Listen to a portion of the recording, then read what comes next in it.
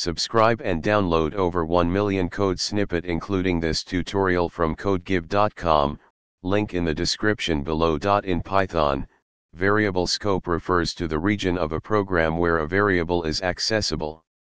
Understanding variable scope is crucial for writing clean and bug-free code. In this tutorial, we'll explore the concept of variable scope in the context of loops. Python has two main types of variable scope, global and local. A variable declared outside of any function or loop has a global scope, meaning it can be accessed from anywhere in the program.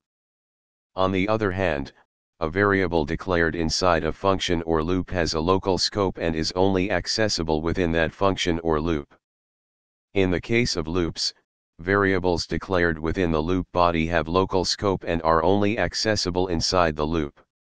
However, variables declared outside the loop have global scope and can be accessed both inside and outside the loop. Let's look at some examples to illustrate these concepts. In this example, loop_variable is declared inside the loop and has local scope. Attempting to access it outside the loop will result in an error. In this example, global_variable is declared outside the loop and has global scope. It can be accessed both inside and outside the loop.